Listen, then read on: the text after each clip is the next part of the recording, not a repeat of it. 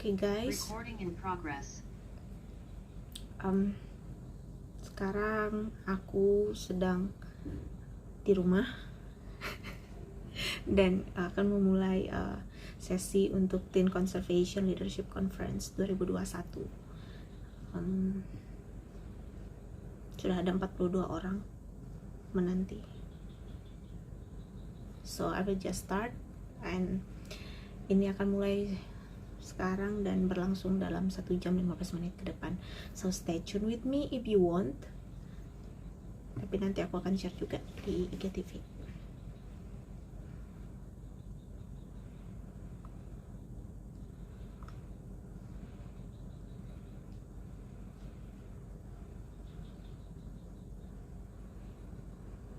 Gugup aku.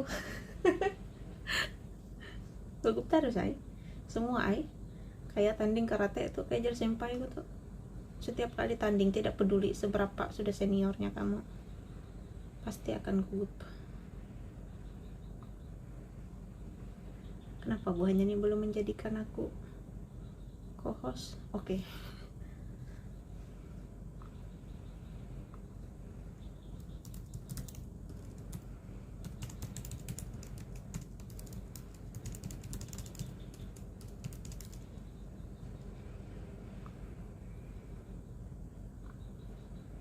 Buahnya ini sudah menjadi aku co-host.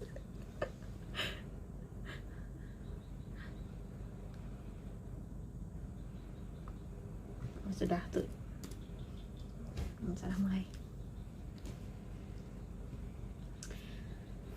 Jadi guys, ini conference di hosting oleh zoo kebun binatang ya di Chicago dan juga Brooklyn. Jadi pesertanya ini kayaknya 300 berapa gitu. Tapi mereka kan ya come and go gitu. Jadi sekarang nih yang udah join ada 68 orang. Nanti paling ada rekamannya ini.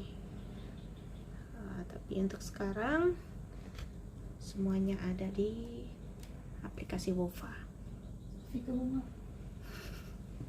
Masuk suara maju.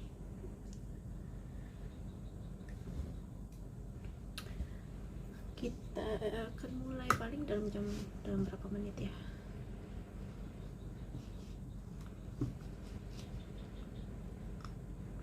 Sudah jam 10.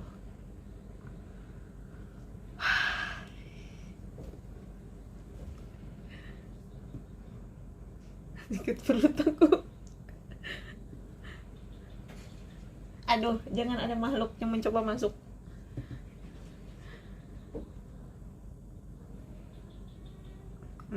Embul.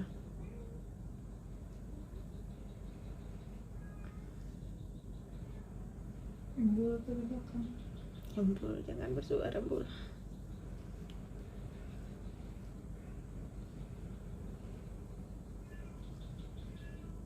Oh, 92 orang join, aduh.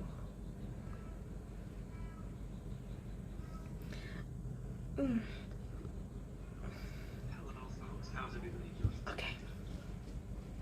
Here we are, we start, guys. Sorry about that. My name's Safik Nalagatla. I am the Vice President of the Teen Advisory Council, and I'm here today with Rachel. Hi, I am the chair of the promotions committee for CAP, and we really want to welcome you all back to the second day of the Teen Conservation Leadership Conference. We're so excited. I'm excited. Okay, so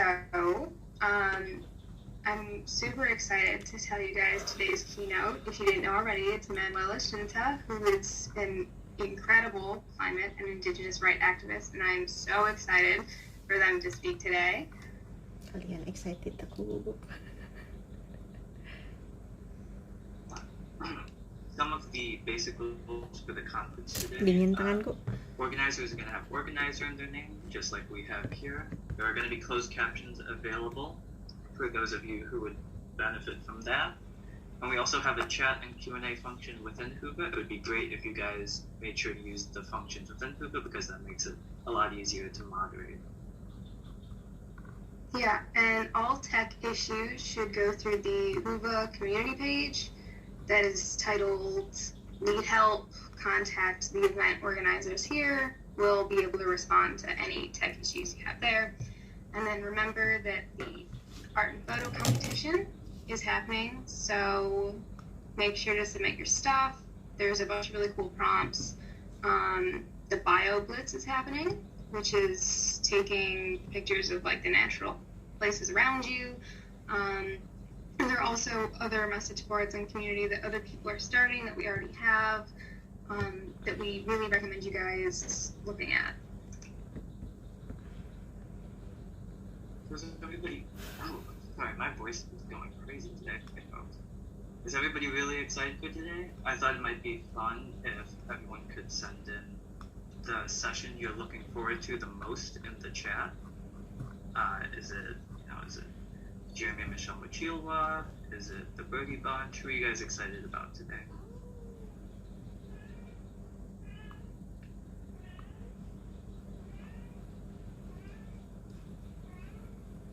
Yes, Michael Nest is going to be talking about coltan mining in Central Africa. Well, I'm going to run through a few of them here. We've got Jeremy and Michelle Muchilwa, who are going to be talking about their efforts to bring back Lake Victoria. Got the Birdie Bunch talking about the pandemic and its effect on conservation education. Michael Nest and coltan mining, of course. Madison Tunder is coming. She's an amazing youth sea turtle activist and researcher. We have Shantae Davis, which I see a lot of people are excited for. Omar, which has popped up here, he's going to be talking about the arts and the environment.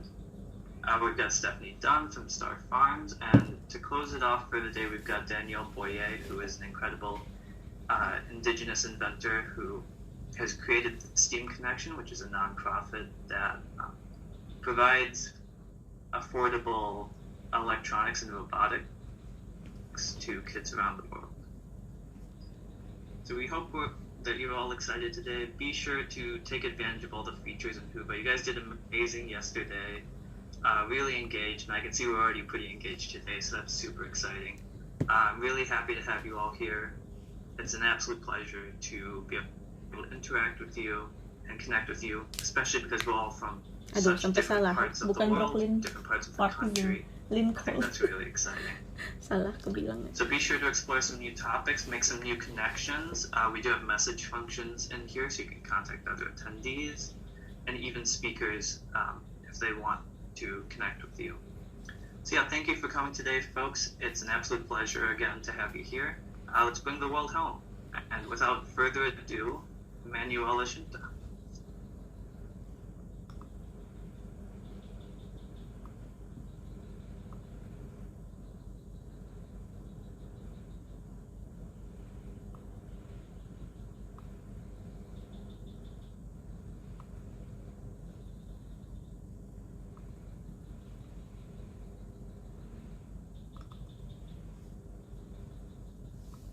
Ana Mura! Ana Mura!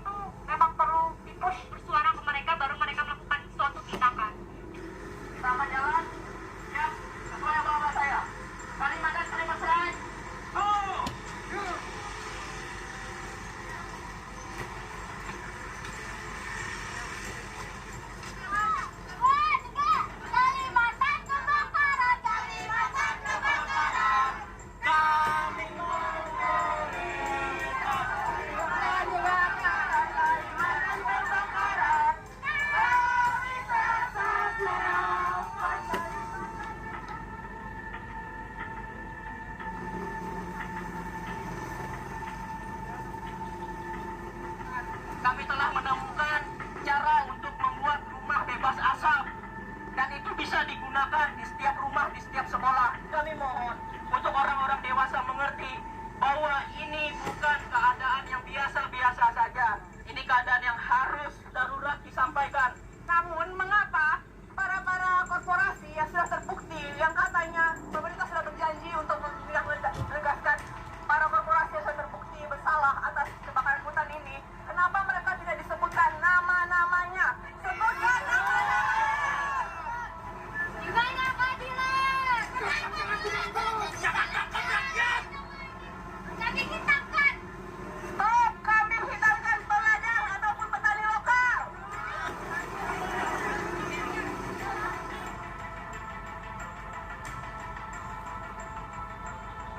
Hari ini tanggal 21 September 2019 adalah hari kedua Kalimantan Climate Strike. Saya tidak ingin mati muda.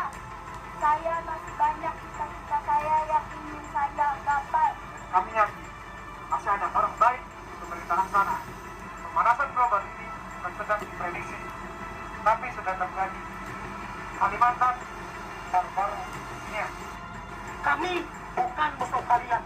Kami memperjuangkan apa yang semestinya dilakukan oleh para pemangku kebijakan.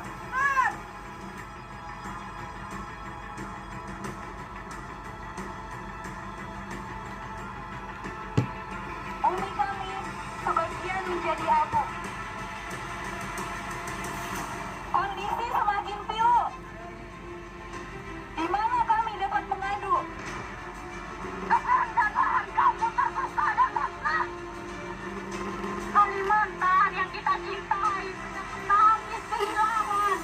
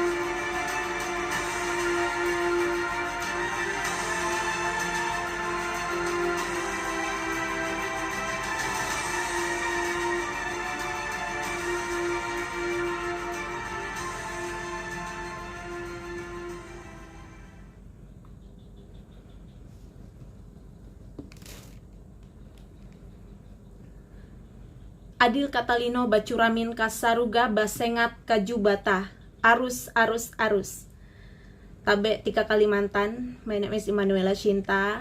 I'm a woman from Kalimantan Island. Kalimantan is the part of the Borneo Island that belong to Indonesia, and I belong to Dayak Maanyan tribe, the first people of the land. And I'm so excited and so happy to be here with you, to be able to share the stories from the heart of Borneo, to be able to tell you a tale of young earth protectors from Kalimantan Island. And as you already saw in the video, maybe it's not an easy thing or like funny thing to see a strike, a protest, anger, and pain.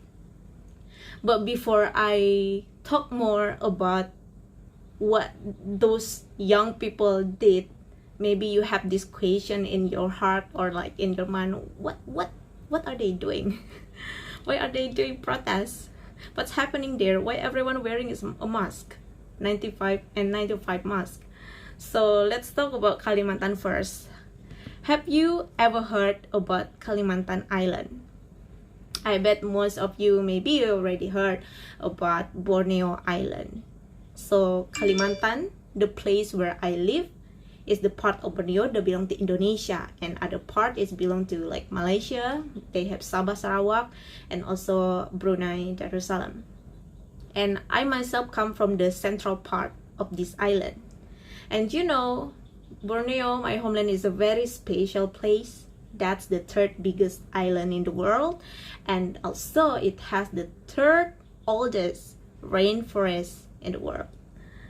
So Kalimantan, I can say it's very beautiful place to live with the wildlife and all this biodiversity that we have.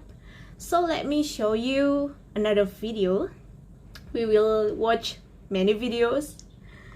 So I would like to give you a glimpse of what Kalimantan rainforest.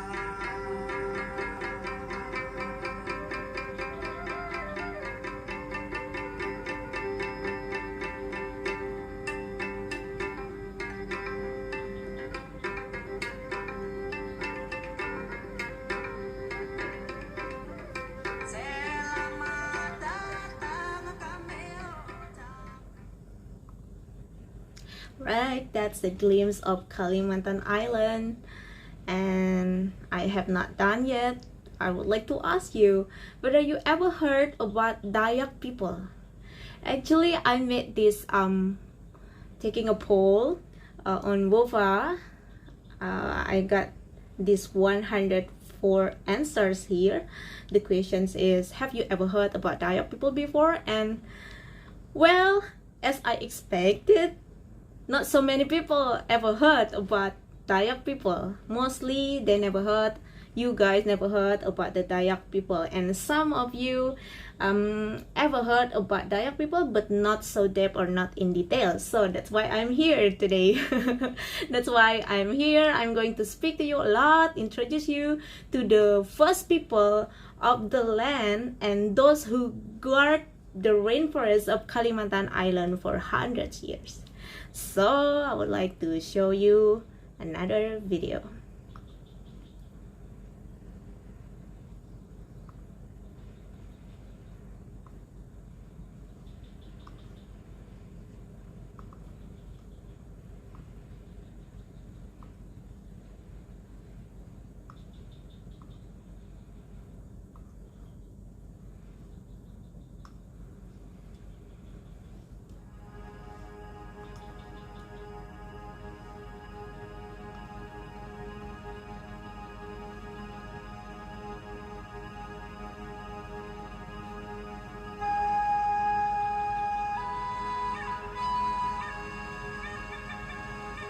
Ngaranku Olivia Mutiara Netrian, panggil Olive. Umurku 11 tahun.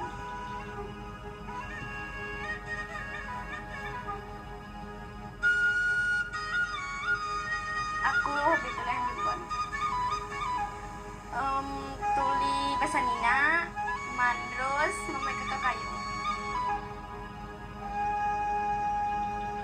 Cita-citaku jadi polwan.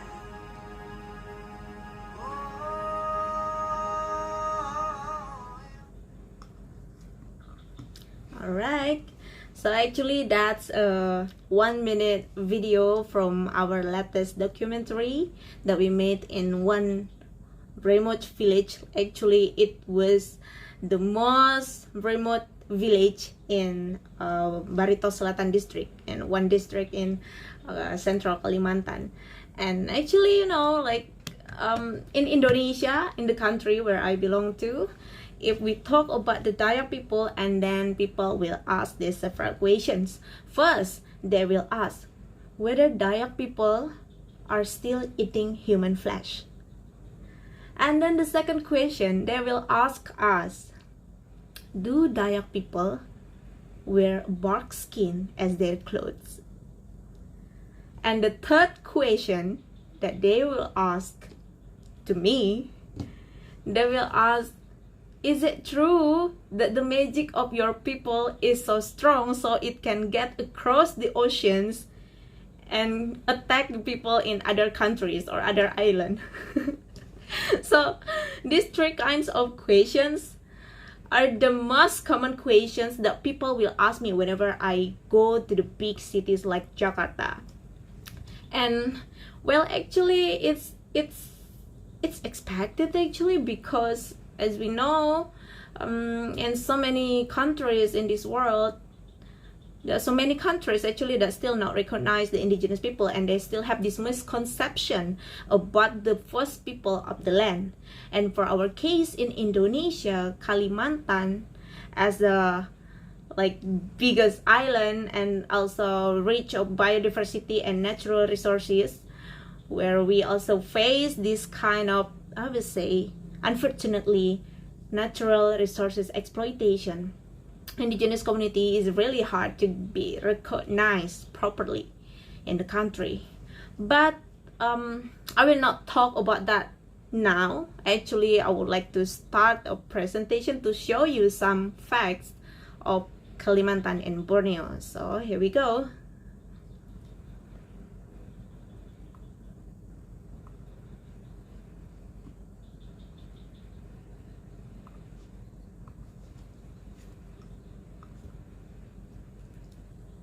Okay, so let's see. I got some facts about the Borneo wildlife here.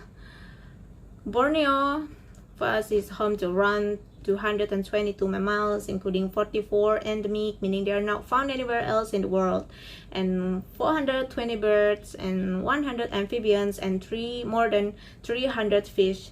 19 of them are endemic. And then also on average around 3 species are discovered every month in the heart of Borneo. All right, and at least 15,000 plants, of which 6,000 are found nowhere else in the world, can be found in the swamp, mangroves, and lowland and mountain forests of the island.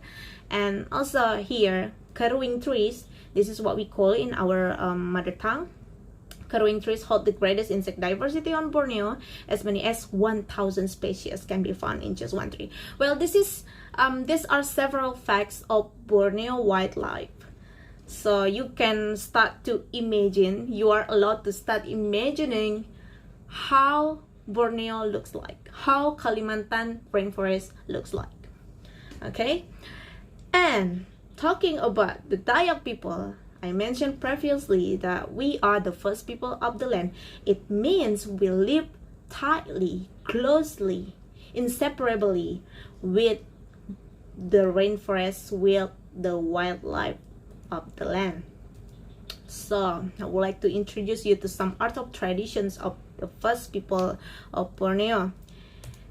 Alright, so when people say Dayak or wearing bark skin as the clothes, Dayak still eat human flesh, Dayak has this strong magic, and so on, I would say that's all the misconception that being left after the colonialisms.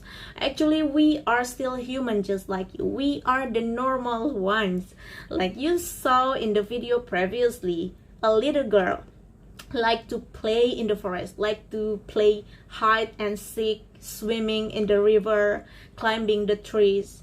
But she is still a normal, common little girl that has a dream. Her dream is to be a policewoman. That's a Dayak girl. And other Dayak girls, almost all the Dayak girls, or like let's say Dayak youth, also have the dreams. So we are pretty normal, not just like what people outside Kalimantan said about us. And as you can see on your screen right now, this little girl wearing like about 1 kg of bracelet on her hands. That's a traditional dance from our tribe. And this one, an elder lead a ritual in our community. And here are also some young, pretty, beautiful Dayak girls dancing. Well, actually, my tribe, the Dayak community, Dayak Maanyan, we are known as the Dayak tribe that like to sing and dance. Even we can sing and dance like for days without stopping. That's what our ancestors taught us in the past. And talking about the livelihood right now, so anyone knows what is this called? It's rubber tapping. So this is the most common practice for villagers to get their income. They tap the rubbers and then sell it. That's the source of their livelihood. And also fishing. For the Dayak, fishing is a very common activity, and when we fish, we always get it enough. You know, it's not for selling. It's not like you get the fish to make money, but it's just to feed you and your family. And we do not use any kind of techniques that harm the biodiversities in the river or pollute the river. And here it is also one of the non-timber products that we get from the forest. It's rattan, so it can be used as a basket. The women are weaving rattans to make a bag, basket, and many kinds of handicrafts.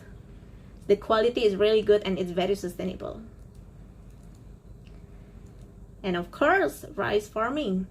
Yeah, the Dayak also do the traditional rice farming, and it's not something like many people think that we are the one that start the fire because the slash and burn practices of the indigenous community. That's what they say, but actually not. With the traditional rice farming, this traditional method actually includes a lot of rituals and paying respect for the nature. So before they start the farming, we have this ceremony, and then after that we also have this gratitude ceremony, and villagers always do it together. There is a wisdom in every traditional practice in our life. So you can see the landscape of Kalimantan. It's really green, it's beautiful. This is my homeland. But unfortunately, we have this reality.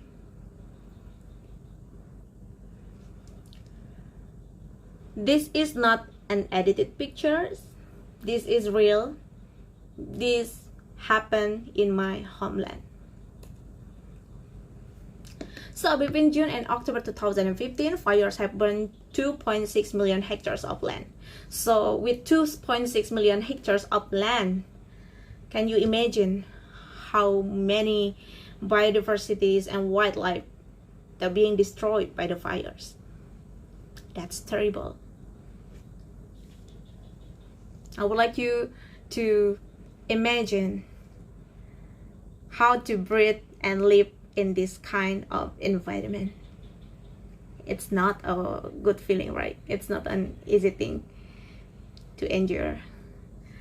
So I would like to show you another videos that will give you more clarity about what the forest fires in Kalimantan look like. I mean, we already heard a lot about fires, right? Wildfire, forest fire. It's not only in Kalimantan. It's not only in Indonesia. We have some fires in Amazon, Australia, California. But let me talk to you more about peat fires that happen in my place, which happened not only for 1 year, 2 years, or 3 years, but it's since 1997. I'm gonna show you a video.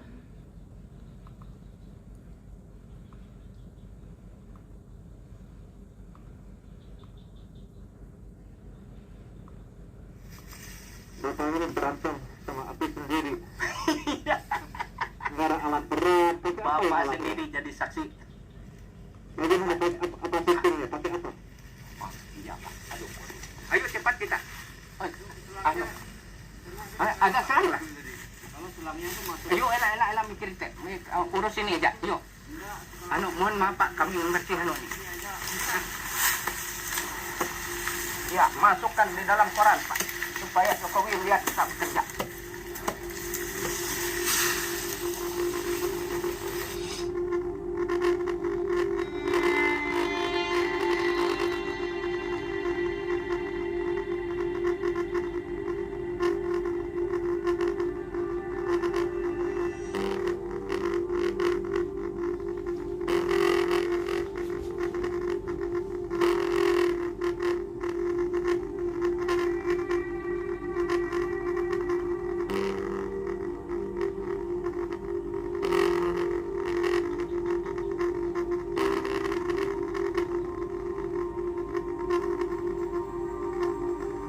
Kenapa? Hampir setengah hari ini sudah. Pas dibawa angin cepat Pak, cepat dari kita lari sekalinya. Itu mesin kompak kita ada, tapi tidak sempat kita pasang mesin kompak. Air minum tidak ada. Habis, nah itu habis air kita.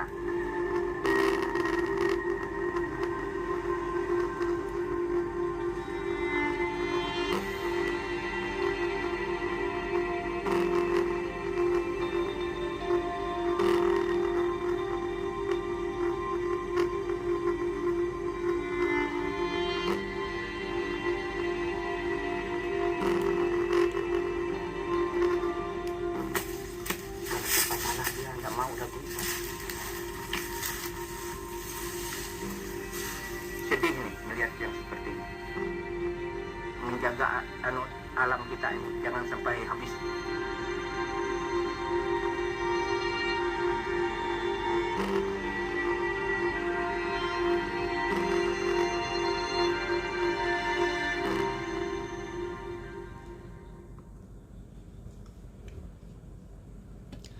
If the previous photo I showed you was from 2015, so this video came from the fires in 2019. So every year during the dry season we have to deal with forest fires and haze, and it lasts for like more than 4 months, and the air quality was really bad and people were suffocated because of the smoke inhalations. So that's what we face here in Kalimantan, and like I said, it's not a beautiful thing to see, right? I mean, like, we talk about the biodiversity, we talk about the riches of this Kalimantan island, and I'm smiling whenever I tell you about my homeland, my beautiful homeland, but what you just saw, it's not a pleasant thing to see, and of course it's a nightmare for us that live here in Kalimantan. And as you can see in this picture, the fire is not like anywhere, like only in the forest alone, but it surrounds the village, it surrounds the house of the villagers and children's. They breathe in such poisonous air without any health protections. So actually it's really tough, and whenever I remember about what happened in 2015, especially in 2019, it's a bit traumatic for me, because yeah, you see, like, so many people were hopeless at the time, and in our country Indonesia still has no any standard for health protections during the haze season. So what can we do about this? This is the questions that came to me like 6 years ago, when the sky was yellow and dark, when I was barely able to breathe even in my own house, and when I saw children died and babies cried because of these smoke inhalations, they couldn't breathe. I asked myself, what could we do? What should we do right now? Do you think we can do something in that kind of situations? Like, for me, whenever I recalled about that, it's like we just like a victim waiting to die because all the airport at the time was closed. But this is the point where we start actually. This is where we I would say rise from the ashes.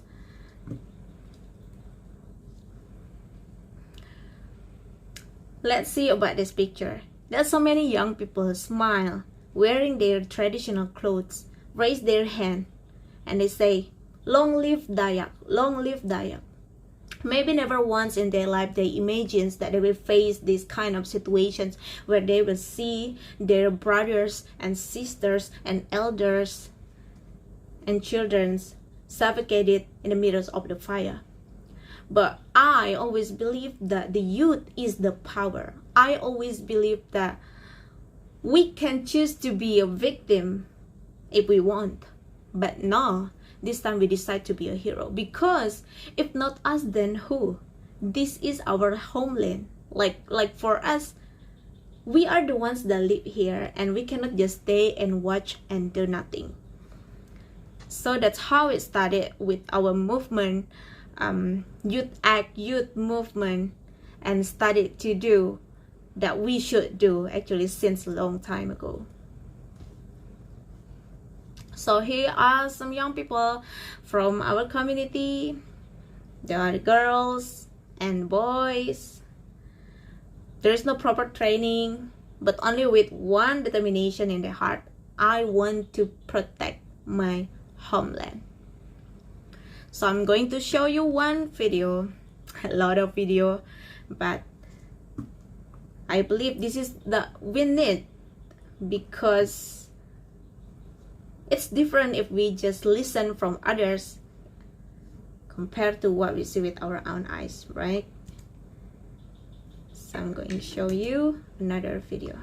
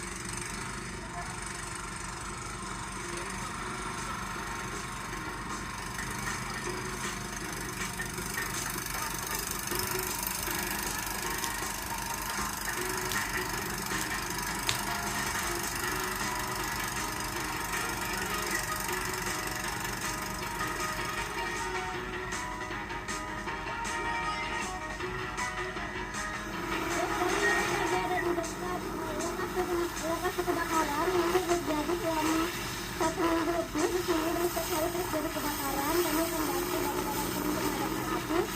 Dan ini ada di pinggir jalan di daerah Kaplan dari Palangkaraya ke Banjarmasin. Kami lagi padamnya api di jalan Bulu Merenggo. Ini ada mereka berisik sama antara.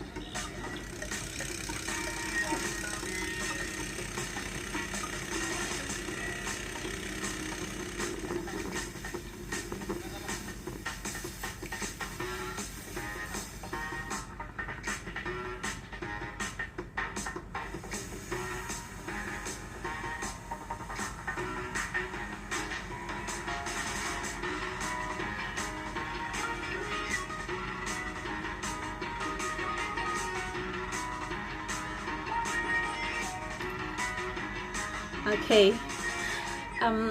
Guys, please do not get confused if you see like the uniforms of these young firefighters. It is written there, West Kelowna Fire Rescue. That's a donation that we got from Canada actually. So these fires happened since 1997, and like we're very desperate, like not sure what to do. Imagine 2.6 million hectares of the land was burned. So what is left for us, right? So we decided just to jump in into the field, and of course also we coordinate with some of the firefighters, like trained and professional firefighters. We said like, hey, we want to help, we want to do something, we cannot just wait and hide during this fire season. And since we started our movement, and then we got some friends that trying to find the donations for the firefighters uniform for us, and we got that from Canada actually. So we got like about 30 pieces of uniforms, and of course that we call it bule size, so it's like westerners size, so it's really big. While the Dayak boys and girls are very small, but anyway, that's what we have on our hands, so we just go with that. So it's a funny thing also, when we went to fight the fires, and then they asked like, hey, are you from Canada? No, we just got this from our friends from Canada. And I would like to thank to our friends at the time, Stephanie, that tried hard to get us these uniforms, and it's really useful for us. And with our firefighters team, the name of the firefighters team is Katuyung. So Katuyung actually a kind of snail, it's a species of snail. So we get this name for us as we have this slogan, slow but sure. Like a snail, slow but sure. Like a snail that people think vulnerable and not so powerful, but yeah, they're sure in their movement. So that's the name of our team, Katuyung team. So if you join the firefighters from other professional teams, they have the name like panther, tiger, eagle, and then we come with Katuyung, snail. But we are so proud of these young people, guys. I'm so proud of them because they break the limit physically and also mentally. And not only being a firefighters, actually, you know, like something about this, like people will say, hey, it's cool you become a firefighter, and some people will say, hey, it's crazy you do suicide by being a firefighter while you have no experience at all. But I think the matter here is not about you are experienced or not. You know, of course, if you want to make a change, you have to risk something. Because I believe what's happening right now is people need to stop to think about what they cannot do. Like, hey, I do not have any experience, so I will not join the firefighters team. But the situations at the time in Kalimantan was so terrible. It's 70,000 hotspots. It's everywhere. It can just show up nearby your house. So imagine, even the professional firefighters with all the police and soldiers, they're all overwhelmed because of these hotspots. So that's why at the time I would say like we had no choice, but we just do what we can do.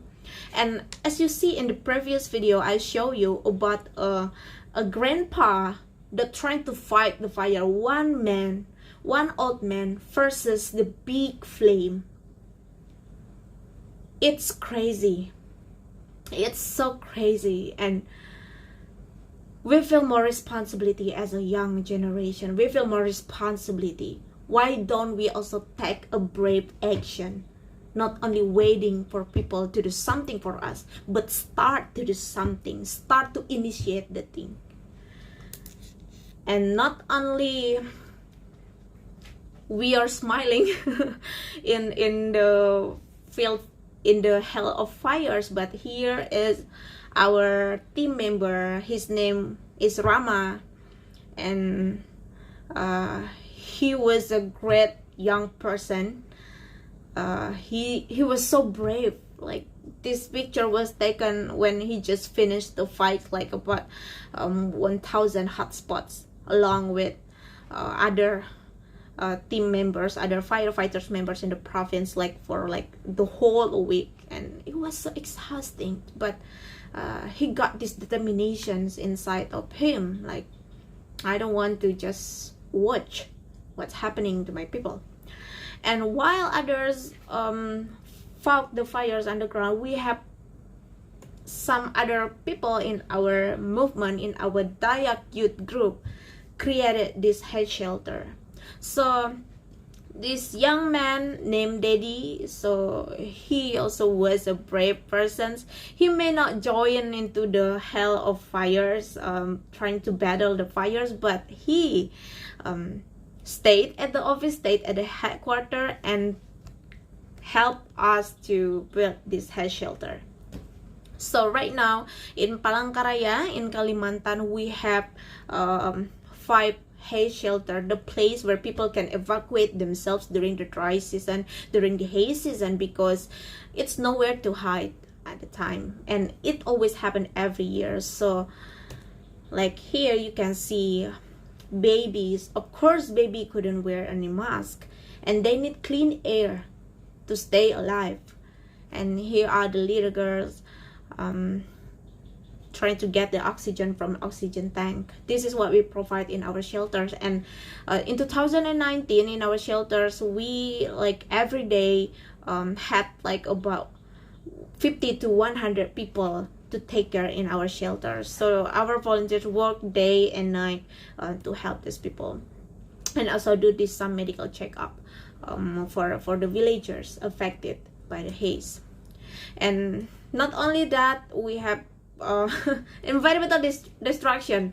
Okay, now maybe maybe some of you will be a little confused, like, hey, why Iman Rashida just kept talking about the problems, right? I just want to see you understand about the reality in Kalimantan. I mean, maybe you can see from the summary of my talk, this is not a story of like beautifications of the nature or admiration only. We need to be clear and need to be real, to see what's really happening. And this is something that you will not see on the mainstream media, or like at least international media, because even in Indonesia these news are not really being covered properly by the medias in Indonesia. Why? We know there is a lot of things going on with all this politics and money and corruptions and so on, but I don't want to talk about those things. I don't want to complain. I just want to show you this is the reality that happened in Kalimantan. This happened just in the beginning of this year, but 65,000 people have to be evacuated because of the landslides and the flood. And this is something that never happened before, and this is the first time in last 40 years in Kalimantan. And in this situation, we also show up the house, the village being destroyed by the flood. Now this is me, the one that's standing here in front of destroyed house. This all happened because of the deforestation, because of the mining activities that cut all the trees and make the landslide happen. And here are again my teams, the Dayak youth from Kalimantan. We walk like about a few kilometers to deliver the supplies for the isolated village, because the road was closed because of the landslide. And also we broke the boat, the canoe, to be able to deliver the supplies for villagers, especially babies that are being trapped in the house. Our situation, it's not like what happened maybe in Chicago, you know, like I am not sure if Chicago also has this environmental disasters like this, maybe not, but well, I would say like disaster management in Indonesia, this is what we have, like no proper standard and disaster management. So yeah, this is what we do. And well, actually not only response to the environmental destructions. If we talk about environmental destruction, that's something that we don't want to have, right? I mean, like, if possible, we need to avoid that. But the fact is, deforestation in Kalimantan in the past 50 years, the Kalimantan rainforest has lost its rainforest like about 50%. It's terrible because of the land managements, of the wrong land managements, and then the expansions of extractive industries. So we need to restore the forest. We need to restore our ecosystem. Here are the youth from Kalimantan in our leadership programs. They standing here, and behind them is a tree. It's an ironwood tree, and the tree is almost 200 years old. So what we are doing right now, we try to protect these native Borneo trees and try to cultivate that and make a new area of conservation of Borneo native trees and to plant it in other areas that has been cut down and cleared. We connect young people in the cities with young people in the village to work together to plant the trees. So we have this Heartland project as a tree planting programs. As you can see here, 6 guys from city, and they come to plant the trees in pit area. They have these determinations also to join and to participate in restoration effort. And here we have a young man named Util. He's from one of the most remote village in Kalimantan, and he was holding an ironwood seedling, and they all work together. We connect this youth from city, from the big city and in the village, have them exchange the culture, experience, and working together to restore Kalimantan rainforest and ecosystem. And of course, also, we need to share to the world about what's happening in Kalimantan. And here is one of our team as well. Her name was Dita. And she spoke in front of camera when MTV News came to cover the stories of Kalimantan during the haze and fire season. It's not easy, right, to speak in front of camera. Well, we had to, because if we do not speak, and then no one will talk to represent us, or maybe some people will talk represent us, but it's not something that we really want to say to the world or like to the mainstream of global audience. And it's me. This is me delivering speech about mobilizing a planetary health movement at Stanford. It's in 2019 at the time, and I showed them about what kind of mask that we needed to use during the fire season. You can see that the half face mask that I wore at the time. And of course, this is that you see in the beginning of this presentation, guys. This is Nanda, the girl named Nanda, and the boy named Andre. They are the leaders of this Kalimantan strike movement. But you know, I want you to think and maybe questions, or maybe talk among yourself, like why did I never hear about this kind of movement or strike, or what's happening in Kalimantan? Maybe what you see now is more like other movements like in the Europe or US, you know, like not so from Asia, or maybe it's just some people let's say Fridays for Future or like global climate strike and so on. But these guys, they are not famous. We are not famous, right? So why no one covered about this movement? Why no one covered those young people who strike for 8 days in the midst of fires and haze? And not only they did protests actually at the time, but they worked day and night to help people to fight the fires, and they were already sick of governments that only silent and do nothing to protect its people and its environment. So now we talk about decolonize the climate justice. Well, actually this is a very heavy topic. If we talk about decolonizing the climate justice, you know, some people will ask me whether I'm inspired by some Western activists, which I will say I'm inspired by them. Of course, if we see some young people take a stand and speak bravely at the UN about the climate, about the need to reduce the carbon emissions and put the pressures on government and so on, of course I'm impressed by that. But our fight, our movement is more like not because of inspirations, you know, like not because of inspiration from outside, but it's really a call from our hearts. And we started this like a long time ago, like years ago, and it's anger and pain that trigger us. Actually, I have to be honest with that. It's anger and pain that trigger us to start the movement, but it's love and compassion that sustain us with this movement, because we are the ones that experience the fire. We are the ones that breathe in such poisonous air and like trying so hard to get the oxygen get into our lung.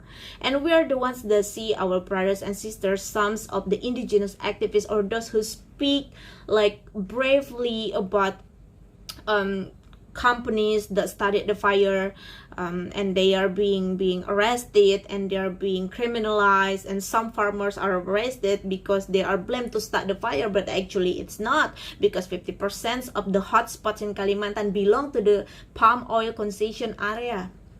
So this is the situations where we do not only follow the crowd, and we are not being inspired by the actions of those people who we do not know.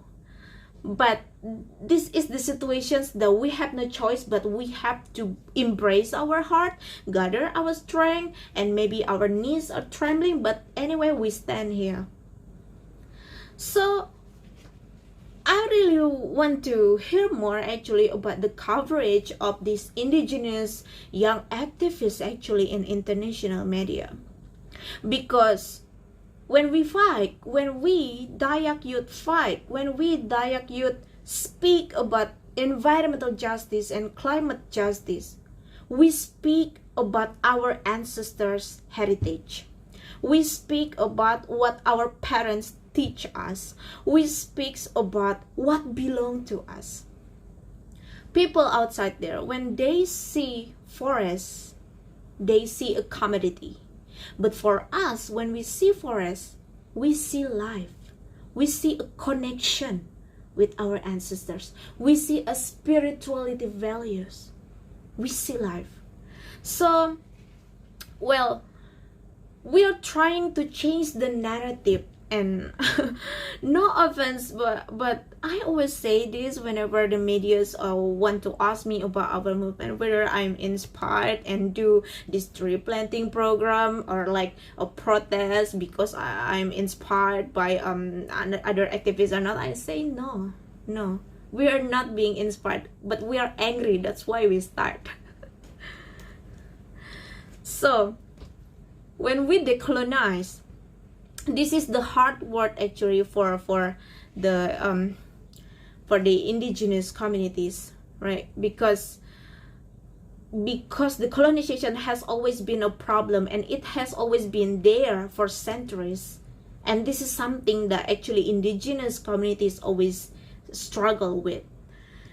So that's why we came with our foundations, our organizations. We combine indigenous wisdom and modern technology as a tool to preserve the culture, protect the forest, and fight for Dayak indigenous rights. Because we believe the Dayak community should not be left behind. We believe indigenous people are not fool. We know how to use the technology for our sake, for our needs. We teach young people, we teach them how to use smartphone, how to record the situations among them, record about their forest or their ecosystem and their traditional way of life, and tell that to the world. We try to shape change the narrative, what people think as a misconception, I would say, what people think about us, and they say, hey, you're like these guys. They are putting us into the frame that they already prepared. We say no, we are in our own stories. We collected the stories from the elders, we interviewed them, and we bring it even to the cinema.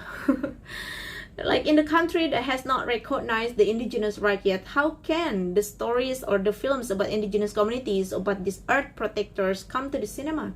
But we want to share our stories not from our someone else's mouth, but from our own eyes, from our own mouth. We bring this into mainstream audience, and of course also we do some screening in the village. We show young people and also children. We have this discussion with the villagers. We use filmmaking as a tool to empower ourselves, because we know there are people outside there that want to hear, that want to listen to our stories. We connect the indigenous communities, indigenous young people, indigenous filmmakers, to build the solidarity together and to change what the world said about us. We empower, we strengthen, we encourage every single young person to be brave, to be able to speak for themselves. And we have this Humabetang philosophy. Maybe you ask, what can we do about the forest fire? What can we do? We already see a lot from your presentation. We already hear a lot of your stories, whether it's your heroic actions or the struggles that you guys face. What can we do? This is the hard question. There are so many people ask me like, what can we do to help you?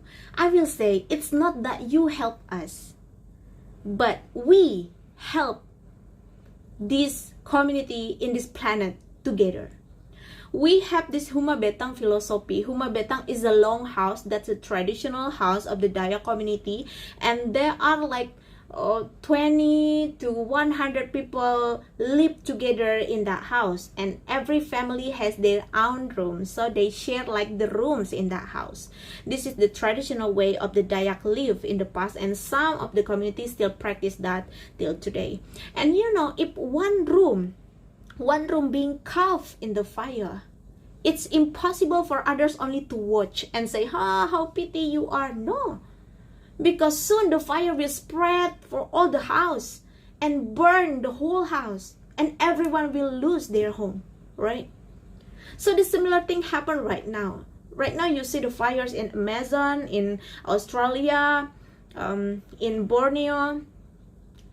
You cannot just stay and watch and ask, how can we help you? No, you have to, because the fire is not only burning this several parts of our home, it's burning our home, our planet. So this is the philosophy that I want to share to you. Let's protect our home together. Local communities are not merely an object of a green project, but they are the subject in their own stories. We are the guardians of the forest. Indigenous communities are the guardians of the forest. They have been keeping the forest for 1,000 years, and will do that. We'll keep doing that.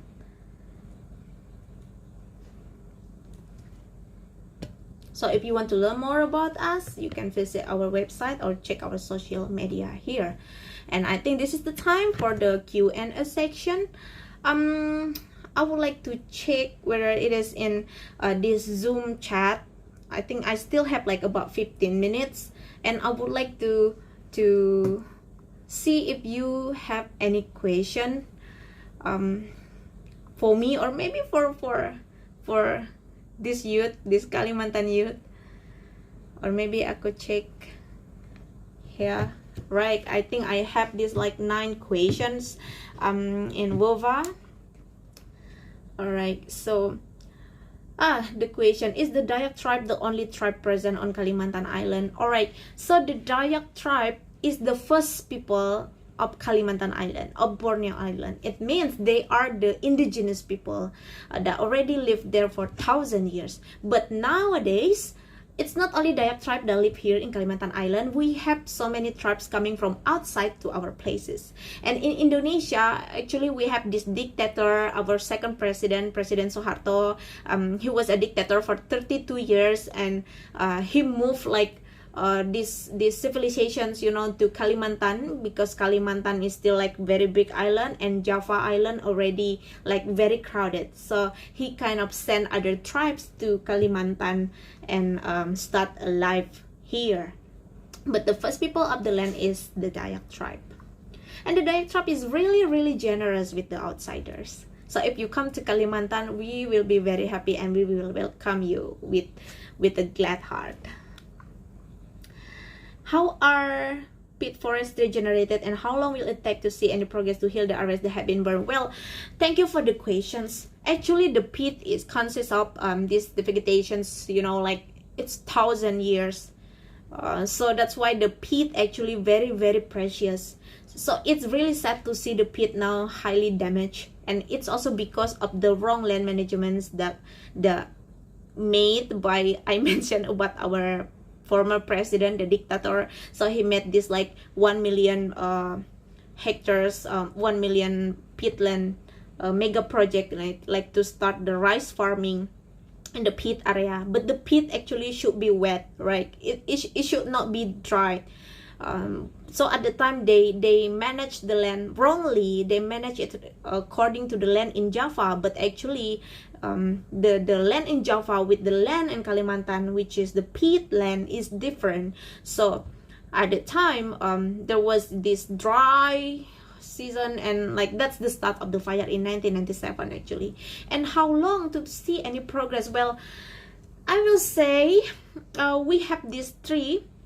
We plant it like in 2019, and just this year we look into the tree. So this tree is the endemic of the peat and play very important roles in restore the peat. So it already grows like about 2 meters.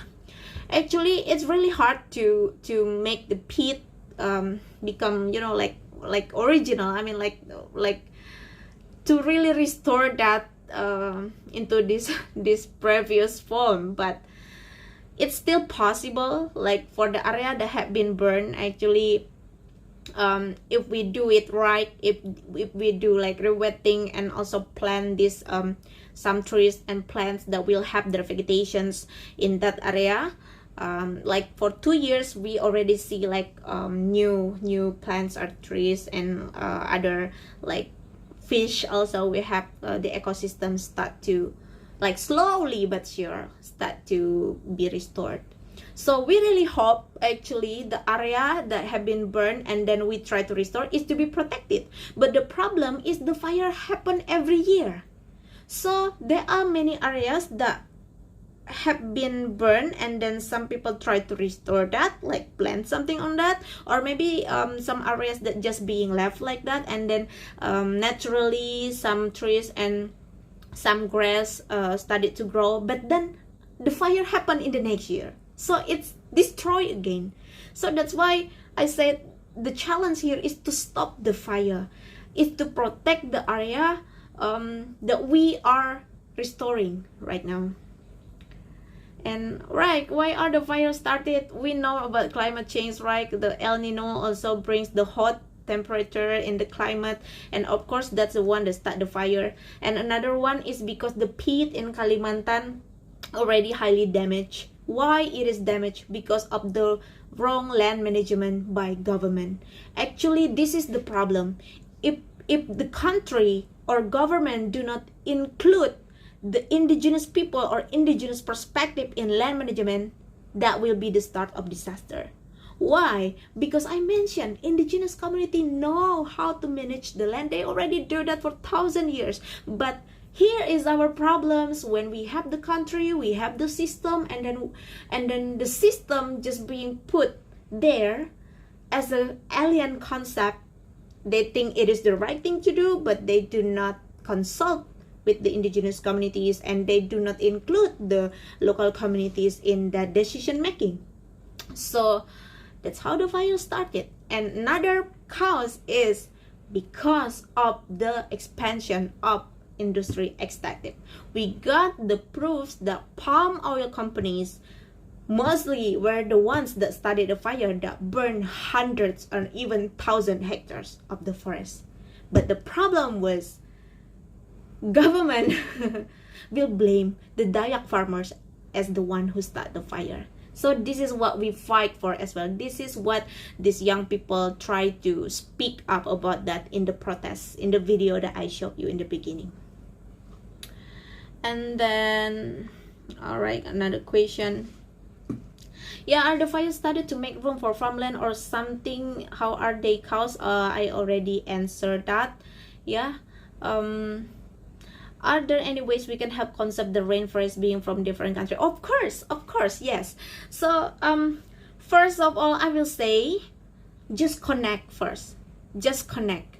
So I believe the connections right now is a very powerful thing. Like why I also embrace myself and always like being brave, you know, like to speak in front of you, because I believe the stories, when they are being listened, it makes a change, because I'm here not only to teach or to touch your mind but also your heart. And right now, when you ask how can you help to concept the rainforest being from different countries, it means one of our objective to do this talk is achieved actually. So I highly suggest you to visit our website and to connect with us. There are so many things that we can do together in form of solidarity, of course, and donation. Of course, it's necessary. It's not a matter about the how much that you give, but it's really about how you put your heart into that. And then to be an echo of our voices. Right here, I'm talking to about like 100 people in these sections, but there are so many people outside there also that need to listen to this. So this is our voice. This is the voice of the Kalimantan rainforest, and you are our echo. So please share our stories to others, maybe in your family, maybe in your friends. And that's also one small thing that you can do for us. And of course, if you got the chance, if you got the opportunity, please come to visit us. And I believe connections with the rainforest is so precious. It's different if you know about the rainforest with experiencing the rainforest. We need to be reconnected with the nature. Not only you, but me also. I need to be reconnected to the nature, to this Kalimantan rainforest every single day. That's why I'm here right now. I live in the city, but I took like many trips to the village also. And you mentioned the Dayak were creating films. Do you have any films made by indigenous people to recommend for us? Yes, of course. Alright, this is something that I forgot to mention in my presentation. Actually, we conducted this indigenous film festival. So yeah, well, actually, literally, indigenous film festival. I show you how we show the films in the cinema, right? And also the screening in the village. But right now, with this COVID situation, we held it online. Like since last year, we have this online indigenous film festivals.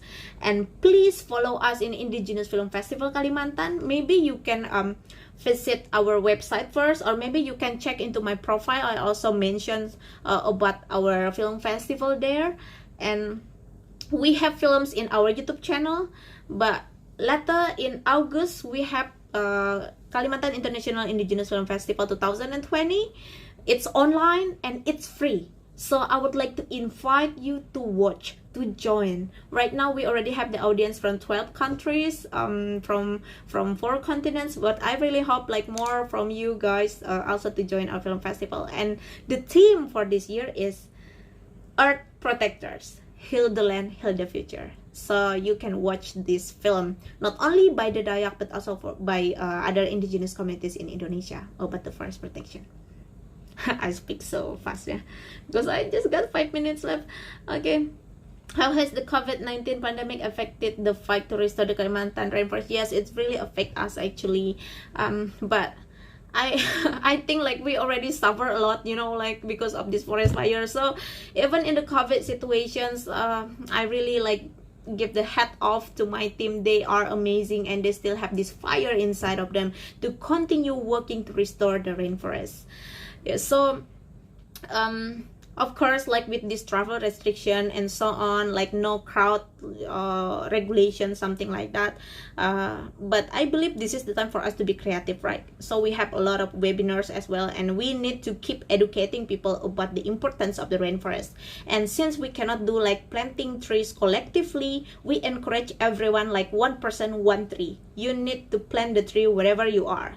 So this is the campaign that we call Heartland Project. You can check to our website or our social media, Youth Act Kalimantan, to check about how we restore the forest, especially in the COVID situation. How do you feel about the progress you have made so far? Okay, this is something that I want to say. You know, like I'm not showing you all these heroic actions like to brag, like bragging about what we are doing, you know, because I feel like we still do like a little, you know. We have a huge problem right now in front of our eyes, but here I'm showing you this only to make you know and understand that there is so much that can be done even in the midst of pressure, oppression, and limitation. Like us, we do not have a lot of resources here, but we do it anyway, you know. So don't let your limitation prevent you from doing something good, something necessary, and what is right. And yeah, do you know the ages of the youngest people who would help out? Yes, we have even like 8 years old. During the protest, we have 8 years old also joined us at the time. And in our firefighters team, we have the 16 years old guy join. And in our leadership program, we have the 15 years old young man also join as the Kalimantan Green Warriors. And how effective do you think spreading your perspective of the events occurring have been? How has been? Yes, it's effective. I believe there are so many people that want to do something, you know, like I believe like someone cannot do all things, but everyone always can do something. So even it is the smallest thing that you can do, it's still powerful and it makes a change. So far I see more I talk about this, more people know about this, you know, they will do something and it makes a change. So when this perspective I share to you, it's also the part of my effort to decolonize, you know. And some people maybe they're like accepting that, but some maybe like, okay, understand in this moment, and then they forgot, and that's okay. But whatever the result, you got to try, you know. You should not be silent about something you believe, right? So like for me, I'm an indigenous and I will not be silent anymore. Like indigenous persons, especially young people, they are the futures. And in the past, our ancestors fight with sword and spear, with arrow. But now our enemies cannot be defeated by those weapons. But we have education, technology, that's our weapon to win this fight that we are facing right now. And what else? Okay, let me check. Alright.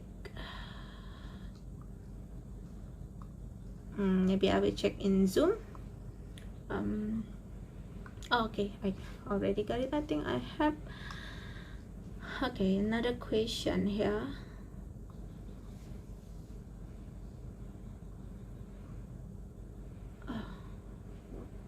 Okay, I think I already answered about the question. Okay, this is the newest question about how many people are helping out currently. Well, we have, you know, like in the firefighters team, we have like about 30 people right now. Like I said, people come and go with these young people also, you know, like when they already graduated and then they have to work somewhere. They work, they focus on work, and maybe it's about time management and so on. And some of them, you know, like not join like actively anymore, but mostly of them like always find the way to do something. So in our network also we have actually we have like over 100 people in network in Kalimantan only, and in Indonesia through our hotline project, the tree planting program, we already connect about more than 3,000 young people, indigenous youth all across Indonesia. But for our own inner circle, yeah, we have about 20 people like as an inner circle. And next month we will have annual consultations to connect more young people, you know, to have this discussion among the leaders. And something about this, I will say, for a movement, you know, like do not make it like too organizational, because actually as a volunteers, you know, whenever you feel like you like to help and then you help, but some people maybe lack of commitment and then they left, and I will say that's okay, but you can decide, you know, like to continue doing what you believe, right? So don't get discouraged if some people leave the movement or like not helping out anymore. That's okay, because there is always someone that want to also do the good things with you. Yeah, so that's the number of us right now. And actually in our leadership program we have like about 40 people right now, as the new volunteers, new circle in our campaign and movement. All right, I have 12 minutes left. Is there any other question? Okay, I will show you one video, 8 minutes, and then I will close this section.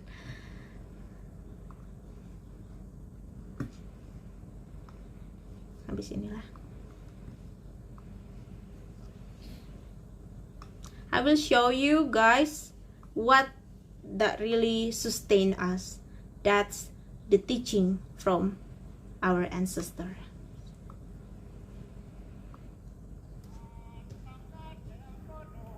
Kami pembuangan umang lewande ilai ke oboding ramai garis ina osa onaping kare hau tuang kiyo kami nyajak penyarunget bang juat kadon sian. Aku di belakang. Iya, cinta kasih hidup memang penting dalam kehidupan takam. Ketika takam menyenang, takam merasa arti hidup, merasa cinta dan kasih, dan hidup akan dipertahankan takam sampai akhir. Cinta terhadap keluarga, cinta terhadap lingkungan, dan cinta terhadap ciptaan Tuhan Yang Maha Kuasa, dan cinta terhadap Tuhan Pencipta. Nah, takam bisa takam memelihara leberean, takam memelihara iro tanek rano, kabun kalaka, daya takam lagi bigas lagi ka oleh, anyiro takam pang tao pang sayang. Uriye kamulek dan takam tiba pa ka oleh pasti takam nunyok kawan anak tokoy anak nato. Memelihara iro same andre pelihara takam supaya iro pagon ubeng pagonaan napakai. Cinta kasih di amon takam masih welong. Yalah aku sederangan ko ya. Gansang kemereh rapi. Demi hanya mati selalu ritual ni penuh di aku. Arti ni ro cinta kasih. Amon selagi cinta ai. Hanya ke arabe. Nanti langsung selanjutnya. Melalui demi kasih kiro mak padahal dengan oh ya pengmobines tetapi demi cinta kasih ku terhadap hanya sikap ritual ni luput artinya hanya ero sempurna leh hanya neterima dia neng nak ampuni Daya aman uang duit kata umrah galis aman harta benda ataupun penerangan pang mungkin akan tahu galis tetap tercoba sendirian tahu magun na binong ada na makni ada. Terima kasih iro penting. Dia inunlah saluar tumbuh-tumbuhan di tahun aku tak dia takam. Itu tumbuh-tumbuhan sak liar. Naan leh penting bagi takam. Dia iro tahu jadi kumpulan. Ya. Tahu jari ke uneng kuan ulun gaib muneng.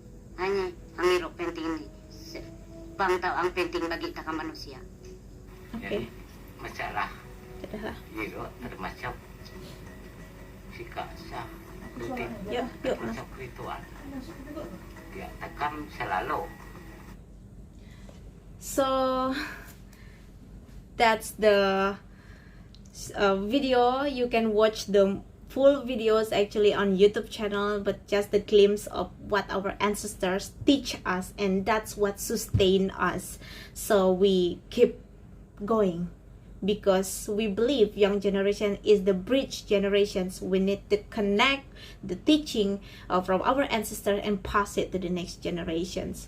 So I invite you to visit our website, check our YouTube channel to watch more videos, and if you want to connect, just feel free to contact me. Yeah, I'm so happy to reply, of course. And I will just close this section with one song. I would like to invite my friends, one of the leader as well in our community, Roro. So we want to sing a song for you as a closing. This is a song in the Dayak language, and the meaning is, with a grateful heart we welcome you. We are so happy that we can meet together here, even though you are far away over there, but we always become one. Andri arai ate takam katuluni daya takam tau panalu. Andri arai ate takam katuluni daya takam tau panalu. Andri naun hangyari isalawit uneni ware takam ngatu selamat panalu. Andri arai ate takam katuluni daya takam tau panalu. Thank you so much, and I wish you a good day. And you want to say something? Yeah. Nice to meet you Nice to meet guys. you Thank guys. you for Thank listening you. to our stories, and see you in the next future, in the next opportunity. Bye bye. Tabe salamat panalu, salamat penaan rau manaon kata lo.